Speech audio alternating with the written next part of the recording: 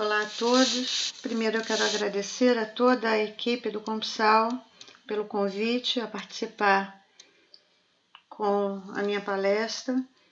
Eu quero me apresentar, eu sou a doutora Georgia Menezes Fonseca, pediatra com especialização em desenvolvimento infantil, saúde mental, homeopatia e em autismo pelos métodos DAM, MAPS e CIS. Esses são os meus contatos.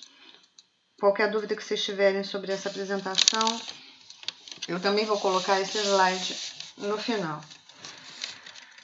Que hoje eu venho aqui apresentar para vocês o tema autismo, análise crítica do modelo atual em face do biológico emergente, onde nós vamos tentar discutir as diferenças que ocorrem hoje em dia no modo de investigação e abordagem do autismo.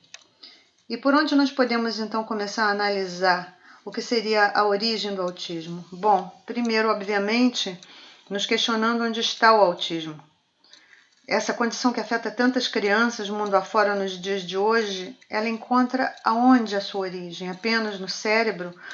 Ou nós podemos considerá-lo uma desordem de todo o organismo que afete o cérebro dessas crianças como uma consequência? Esse é um questionamento não só de todos nós, como também de renomados cientistas mundo afora, como os da equipe da doutora Martha Herder, do Centro de Pesquisas de Neuropsiquiatria da Universidade de Harvard. O diagnóstico de autismo tem se baseado hoje em dia apenas em critérios clínicos, como a presença de relações sociais alteradas, a comunicação prejudicada, a existência de repertórios de interesses e atividades restritos e algumas outras manifestações que se agregam a esse quadro básico, principalmente as importantes alterações sensoriais. Mas o que nós vemos é que nenhum desses critérios diagnósticos até agora nos remete a uma causa. E o autismo até agora é uma síndrome definida apenas pelo comportamento. Mas é claro que com isso muitas questões enigmáticas surgem quando nós escutamos afirmações de que o autismo é apenas uma condição neurológica. A primeira é que ele surge como comorbidade em outras situações, como desordens cromossômicas, como síndromes ligadas a um único gene, ou após a presença de síndromes convulsivas, encefalites ou qualquer outro tipo de injúria cerebral. Mas ele também pode aparecer como comorbidade em doenças metabólicas. E a outra questão seria o número crescente de casos que nos surpreende a cada dia. As últimas pesquisas do Centro de Desordem e Desenvolvimento americano, do Departamento de Investigações de Saúde da Inglaterra e do Centro de Estatísticas em Saúde da Austrália apontam um número crescente de casos, como por exemplo 1 para 68 nos Estados Unidos, 1 para 150 casos no Reino Unido, 1 para 120 na Austrália. 1 em cada 42 meninos americanos é afetado pelo autismo, por algum grau de autismo hoje em dia, e 1 em cada 6 tem algum grau de problema comportamental de aprendizagem ou de desordem imune. Na última pesquisa do CDC, que é uma rede que se concentra na busca de crianças diagnosticadas com 8 anos de idade, eles demonstraram um aumento de 23% com relação à estatística anterior, sendo que eles consideram que 1 em cada 68 crianças americanas é afetado por algum grau de autismo. 1 em cada 42 meninos, 1 em cada 189 meninas afetadas. Foram avaliados 14 estados numa amostragem e se verificou 1 em cada 210 casos no Alabama, 1 em cada 42 em Utah, chamando a atenção que os estados com maior nível de poluentes ou de indústrias químicas têm uma estatística maior. Houve então um aumento de 18% também no diagnóstico de crianças mais novas, aos 3 anos, sendo que foi verificado que os meninos são 5 vezes mais propensos que as meninas. Isso representa, num total, 2% quase de todas as crianças americanas. Uma outra coisa que chama a atenção é que se for avaliar as outras desordens do desenvolvimento, doenças mentais, epilepsia, paralisia cerebral, juntas, as outras formas das chamadas desabilidades não tem um aumento progressivo como tem ocorrido com o autismo. E o terceiro questionamento é aonde se encontram os adultos do espectro que não estão sendo atendidos pelo Serviço Nacional de Saúde americano. Onde se vê uma incrível prevalência de crianças entre 5 a 9 anos de idade em busca de tratamento. Bom, a pesquisa genética tem se debruçado à procura dos genes que possam ser a origem do autismo e tem se deparado com um número enorme de candidatos.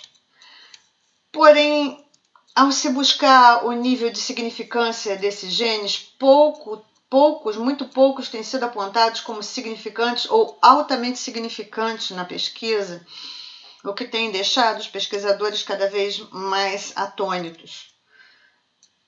Nós podemos, então, dizer que são os genes que fazem todo o trabalho, como se eles fossem os agentes de uma fórmula de bolo previamente elaborada para que nós atingíssemos um fim, um resultado determinado. Nós temos que racionalizar que um aumento tão grande no número de casos não pode nos ligar puramente a síndromes genéticas. O maior estudo com gêmeos já realizado, onde foi avaliada a associação da predisposição genética com a influência de ambiente, concluiu que o autismo apresenta herdabilidade genética moderada e um substancial componente ambiental. E o Dr. Steve Hillman, que é chefe do Centro de Pesquisa em Genética e Doença Mental de Harvard, nos deixa um alerta importantíssimo, dizendo que já se foi a noção de que existe um único gene como causador de qualquer desordem mental ou que determine qualquer variante de comportamento. O conceito de gene causativo foi substituído pelo de complexidade genética, na qual múltiplos genes agem em conjunto com fatores não genéticos para produzir o risco de desordem mental. Em acréscimo a esse importante alerta, a doutora Martha Herbert, neuropediatra de Harvard, falando sobre o papel da pesquisa genética, diz uma coisa muito importante. Penso que os genes se tornaram essa abstração dissociada do organismo. Nós temos que trazer os genes de volta à fisiologia. Devemos nos lembrar que os genes, o ambiente e o sistema orgânico trabalham juntos e interagem uns com os outros. Outros estudos com os gêmeos dão suporte à teoria da influência genética, mas não ao determinismo genético. A concordância na presença de autismo entre gêmeos univitelinos que possuem a mesma carga genética é de apenas 60%. 90% na presença de autismo leve em um dos gêmeos. E aí nós nos questionamos por que essa concordância é incompleta. Esse questionamento pode ser respondido quando se considera a influência ambiental sobre o feto. As pesquisas atuais demonstram uma infinidade de genes que respondem à influência ambiental. Desde os que são responsáveis pela estrutura e divisão celular até os que controlam a nossa resposta imune e a resistência ao estresse oxidativo. E então, a quais influências esses genes podem estar respondendo? Uma pesquisa em sangue de cordão umbilical demonstrou a presença de 287 produtos químicos no sangue do cordão. 180 desses produtos eram passíveis de causar câncer em seres humanos e animais. 217 são vistos como tóxicos para o cérebro e o sistema nervoso. 208 causam anormalidades congênitas ou desenvolvimento anormal em testes com animais e aproximadamente 200 desses produtos encontrados já foram banidos do mercado há anos e continuam sendo encontrados no sangue do cordão.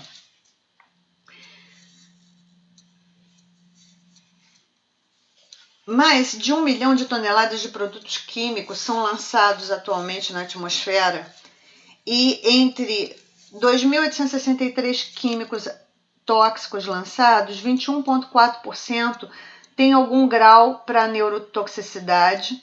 78,2% não tiveram nenhuma pesquisa ainda sobre o seu papel de influência em neurotoxicidade e somente 0,4% foram até agora corretamente avaliados. A realidade é que quando essa revolução química começou, nós não tínhamos ideia sobre seu impacto sobre nossos corpos. Um dos fatores apontados como causa para a verdadeira epidemia de autismo na atualidade seriam as vacinas que as crianças recebem em grande quantidade e intensidade. Porém, um novo olhar sobre a toxicologia nos faz questionar se é correto apontar as vacinas como as únicas vilãs dessa história, pois nós sabemos que as estatísticas trabalham com dados populacionais sem considerar a biologia de cada indivíduo e que esses estudos não são desenhados para avaliar subgrupos. E as novas pesquisas apontam para a existência de não só subgrupos genéticos, como subgrupos imunes na população pediátrica, que possam responder de modo distinto às agressões imunológicas e ambientais.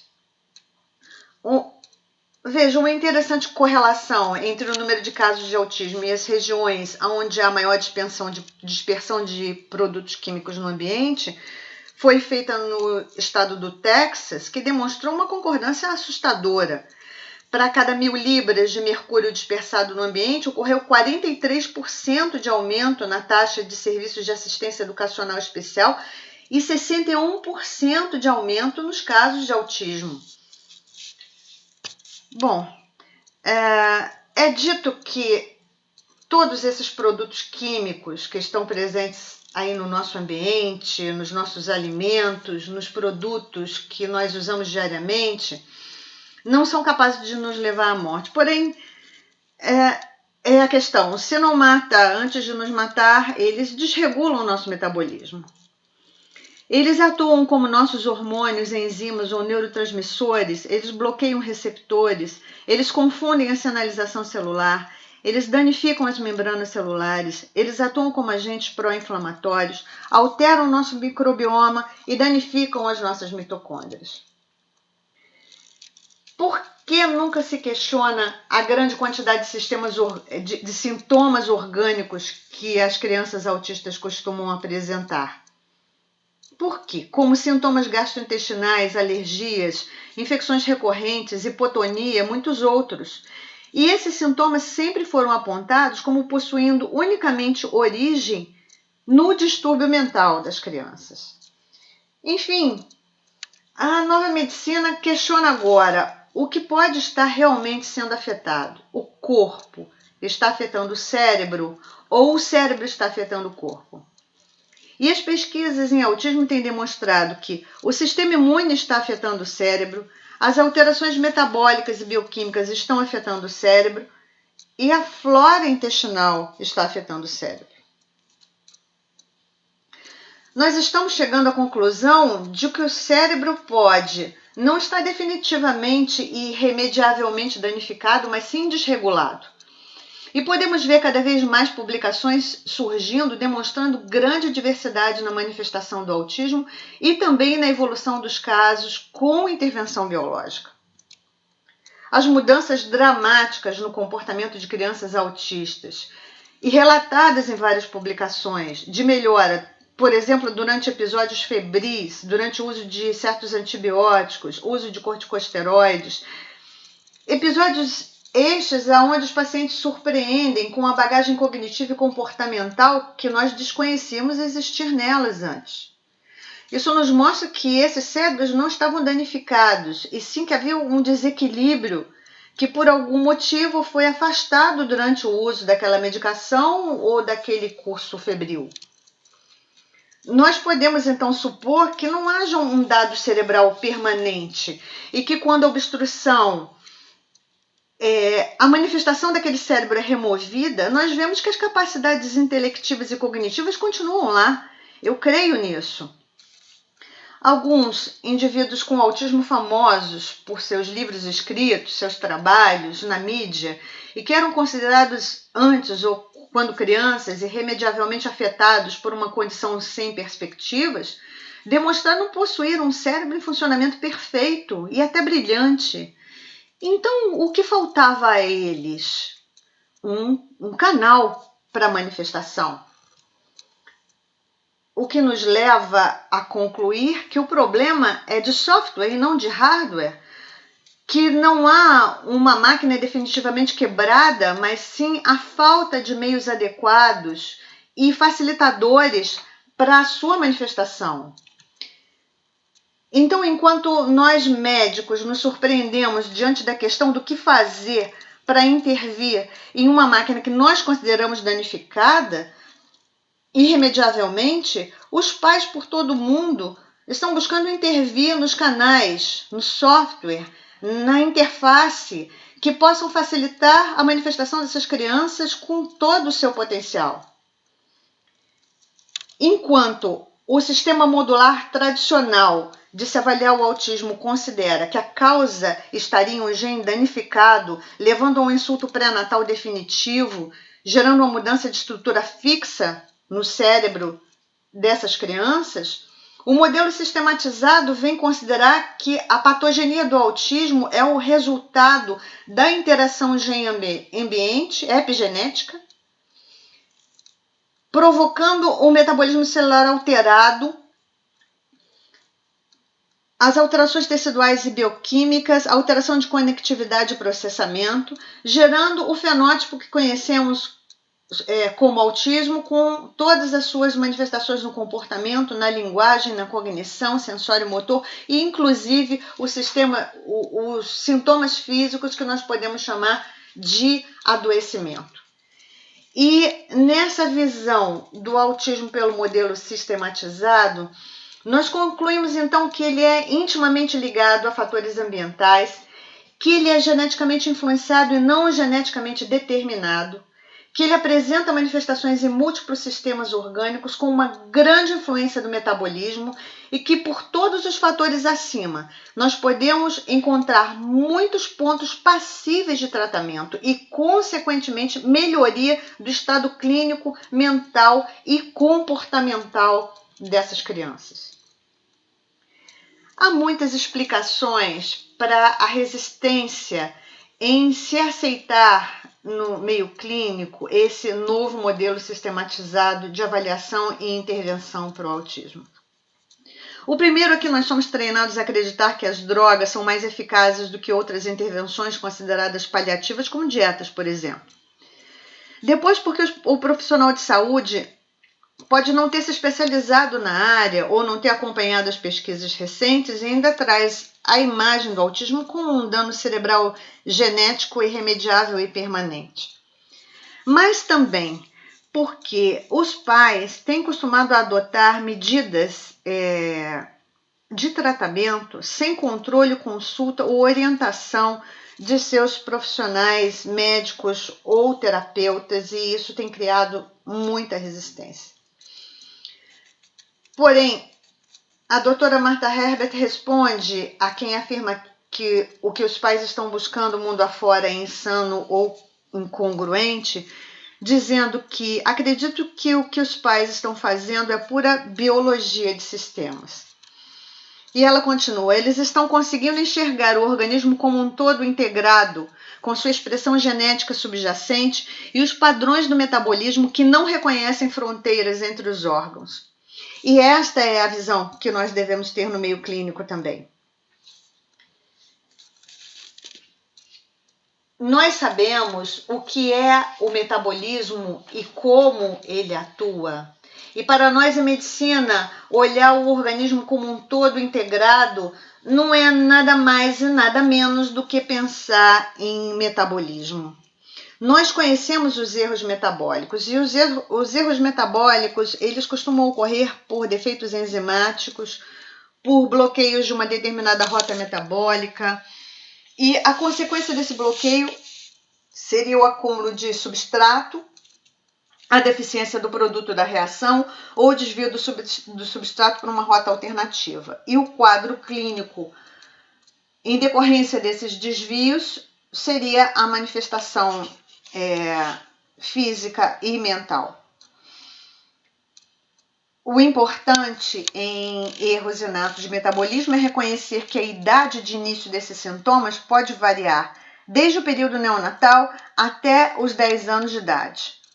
Então, esquematizando, você teria no metabolismo normal um substrato que, através da ação de uma enzima, geraria um produto, e quando ocorre um defeito enzimático, há um acúmulo desse substrato com pouca produção do produto final, e esse substrato pode tomar uma rota alternativa, gerando a produção de um produto alternativo que pode ser tóxico para o organismo e para o cérebro daquele paciente. Algumas cadeias metabólicas já demonstraram estar alteradas em alguns casos de autismo, principalmente as cadeias da síntese e da transformação de proteínas. E o interessante é que o tratamento desses erros metabólicos é o uso sistematizado de dietas adequadas e o uso de cofatores vitamínicos que ajudem essas cadeias metabólicas a funcionarem. Por sua vez, muitos pais já atuam no metabolismo dessas crianças, verificando que determinadas intervenções dietéticas e uso de suplementos são capazes de aliviar muitos sintomas dos seus filhos. E se a sabedoria antiga dizia que nós somos o que comemos e que o nosso intestino seria nosso segundo cérebro, a nova pesquisa sobre o microbioma humano revela que o limite entre a saúde e a doença pode estar realmente no intestino. Um estudo do Centro de Infecção e Imunidade da Escola de Medicina de Harvard, realizando biópsias intestinais em pacientes com autismo e avaliando a composição microbiana intestinal desses pacientes, encontrou uma substancial diferença entre a composição bacteriana do ilho e do seco de pacientes autistas, em comparação com os pacientes controle, e encontrou uma significante deficiência na digestão de carboidratos e de açúcares. E a conclusão foi de que a hipótese da presença de desbiose intestinal nessas crianças é justificável e que elas apresentam vários entraves enzimáticos na digestão de carboidratos e de açúcares complexos. Há atualmente uma extensa literatura apontando para a presença de distúrbios gastrointestinais em pacientes com autismo. Novos trabalhos surgem a cada dia e o principal é que um consenso da Academia Americana de Pediatria recomenda a investigação de todos os pacientes autistas que apresentem sintomatologia do quadro gastrointestinal. Nós precisamos ficar atentos sobre isso. O histórico clínico dessas crianças é sempre marcado por queixas como dificuldade com a amamentação, cólica persistente, presença de refluxo gastroesofágico, eczema infantil, sensibilidades alimentares, recusa alimentar, baixo ganho ponderoestatural, uso frequente de antibióticos, o que pode gerar uma flora normal, problemas de sono, choro persistente e crises comportamentais. A hipótese esquemática sobre a origem desses sintomas seria que algumas proteínas da dieta, uso de corantes ou aditivos, drogas, antibióticos, as próprias alterações enzimáticas, a desbiose, as infecções frequentes gerariam um círculo vicioso de permeabilidade intestinal aumentada, gerando ativação imune, causando inflamação. Essa inflamação seria mais agressão à mucosa e esse ciclo de agressões persistiria nesses pacientes. Uma outra causa apontada para a existência de sintomas orgânicos nos pacientes com autismo seria a presença de disfunção mitocondrial em um grupo desses pacientes. A doença mitocondrial é uma desordem geneticamente diagnosticada por biópsia muscular. A disfunção mitocondrial ou mitocondriopatia é um distúrbio no trabalho dessas organelas que são responsáveis por 90% da produção de energia do nosso organismo. Há também muita pesquisa atual sobre a presença de disfunção mitocondrial em crianças com autismo. Disfunção essa que pode explicar a presença de uma gama de sintomas em alguns grupos desses pacientes. E a redução da conectividade entre os neurônios pode ser explicada por esse distúrbio de disfunção mitocondrial. Estudos mostraram que neurônios afetados pela disfunção metabólica ou mitocondrial têm energia para se manterem vivos, mas nem sempre o suficiente para estabelecerem conexões elétricas perfeitas.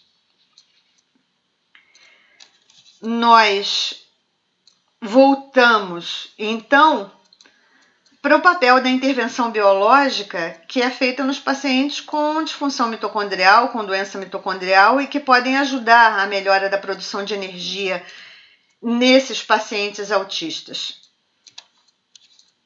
A baixa produção de energia e o aumento dos radicais oxidantes e as alterações no status nutricional e metabólico nos pacientes autistas têm sido diretamente relacionadas com o grau de severidade do autismo que essas crianças apresentam e uma consequência direta da presença desses radicais pró-oxidantes é a inflamação.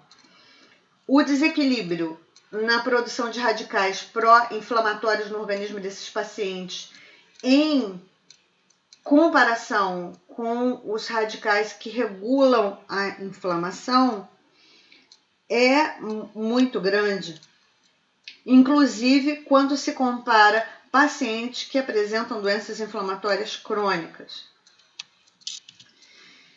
E o maior protetor celular contra a produção desses radicais oxidativos é o glutatione.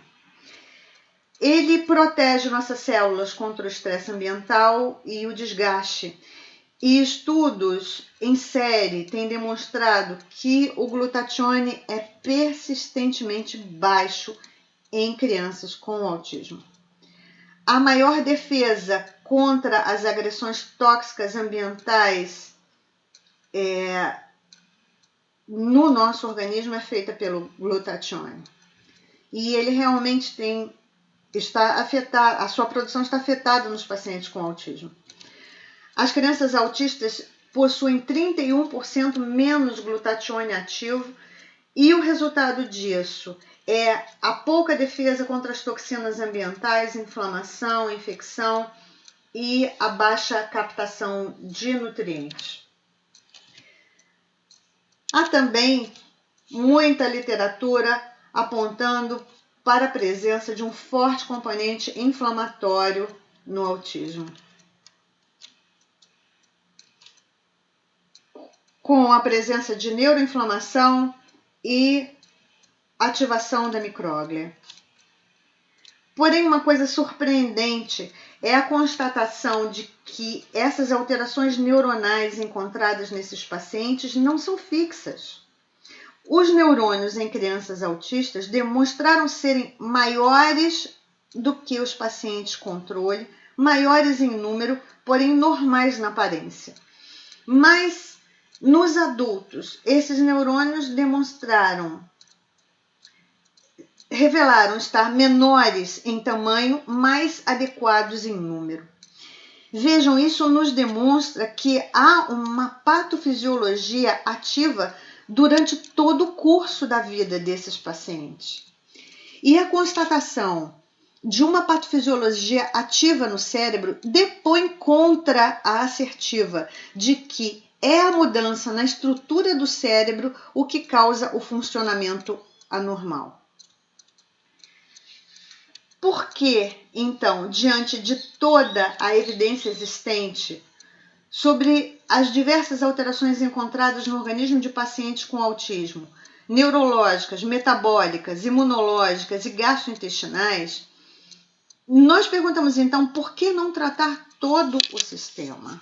Por que não buscar investigar todo o sistema? Nós devemos sempre estar atentos à presença dos sintomas orgânicos nas crianças com autismo e nos lembrarmos de que os problemas orgânicos têm impacto na cognição e no desenvolvimento, impedem a aquisição de habilidades, interferem com as já existentes e exacerbam uma série de problemas. Uma pessoa com autismo merece uma atenção individualizada.